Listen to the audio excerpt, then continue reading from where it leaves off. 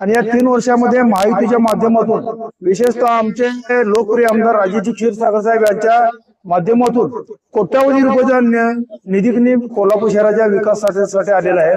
आणि त्यामुळे जनतेचा एक विश्वास ठामपणे असा वाटला की जर काय कोल्हापूरचा विकास पूर्ण करत असेल तर त्यासाठी शिवसेनेची आणि महायुतीची सत्ता महानगरपालिकेवर पाहिजे। कारण या पुढील काळामध्ये कोल्हापूर शहराचा हद्दवाढ, तीर्थक्षेत्र विकास आराखडा, अन्य बरेचसे म्हणजे प्रकल्प मोठे मोठे आहेत, IT पार्क आहे, हे एक तरुणांना नागरिकांना एक आशा आहे की बाबा हे शिवसेना आणि महायुती पूर्ण करू शकेल। यासाठी महापालिकेवर भगवा झेंडा फडकणं गरजेचं आहे, हे लोकांना खात्री झाल्या।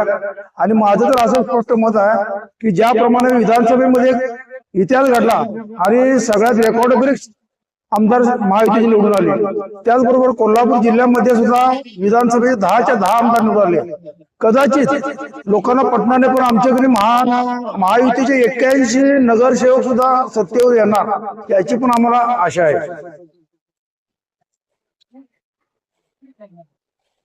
आताचा प्रभाग क्रमांक 11, या प्रभाग क्रमांक 11 मध्ये आमचे शिवसेनेचे म्हणजे महायुतीचे उमेदवार सत्यजित जाधव यांनी अनेक तरुण उद्योगासाठी विकासासाठी प्रयत्न केलेले आहेत। त्यांना त्यांचे वडील माजी आमदार चंद्रकांत जाधव, माजी आमदार जयश्रीताई जाधव यांचे सहकारी लाभलेले आहे। आणि यापुढील काळामध्ये सत्यजित जाधव यांचं असं स्वप्न आहे की तरुणांच्यासाठी रोजगार उपलब्ध करून दिला पाहिजे, वृद्धांच्यासाठी बाग बगीचे निर्माण करून विरंगुळा केंद्र निर्माण करायचे आहेत, बागामधील परिसरामध्ये छोटी मोठी कामं पूर्ण करून लोकांना आपण कर्तव्यदक्ष नगरसेवकाचे दाखवून द्यायचा आहे। आणि जो विकास कोल्हापूर शहरात चढलेला आहे तो त्यांच्या माध्यमातून होण्यासाठी ते निश्चित प्रयत्न करतात।